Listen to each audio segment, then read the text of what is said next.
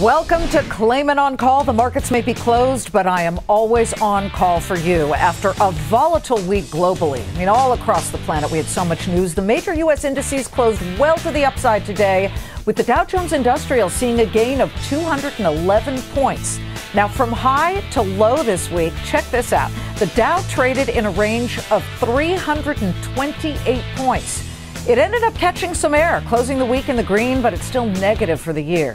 Now, the S&P 500 and the NASDAQ both closed the week lower, but to the upside today. The S&P has been down for 3 straight weeks. It has, though, turned positive for the year.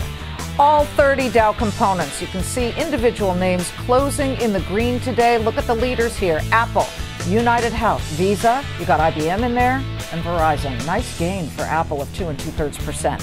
Check out oil. Oil saw its steepest weekly loss since March, as the IEA forecasts prices will need to fall even further to curb all the supply that's out there. Prices slid 7.4% this week to close at $52.74 per barrel. Now, we need to tell you that tensions are going to be high all weekend long as European Union members scrutinize Greece's latest proposal to extricate itself from the crushing debt to the Eurozone. On top of that, we do have the Iran talks to solidify a nuclear deal. They have been extended. The new deadline, Monday. Now, China's markets just finished an extremely horrific week, very volatile. What should investors be watching, at least as we spin it ahead to Monday? But over the weekend, you can't tune out. So let's bring in Alan Nuckman. He's in the pits of the CME. What will you be watching for this weekend, Alan? Hey, Liz, quite a week. It's safe to come back from summer vacation. That's the important thing, that nothing happened here from a net basis. We're actually positive on the week. The E-mini S&P futures, we keep track of the futures, looking to the future. They came positive on a weekly basis from last Friday's close. That's very important.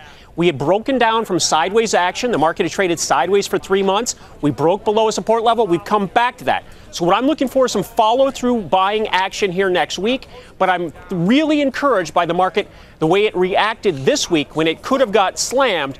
It held up, and by week's end, everything was okay. I am always fascinated to know what traders do on a Sunday night, because the Asian markets start to open, our futures start to trade. So once you've had dinner, what will you be watching on your computers and your websites? Tell me. Oh, yeah, money never sleeps. The markets get in play at 5 o'clock at night here Central Time on Sunday night. So we'll look to see how the markets react to here. But you alluded to China being an issue this week. Let's put in perspective that it had rallied 100%. Anything that rallies 100% has to have a pullback and a correction. Sure. So it's done so. But let's see how it acts and behaves from here. So I don't think there's going to be any catastrophe or fallout from that.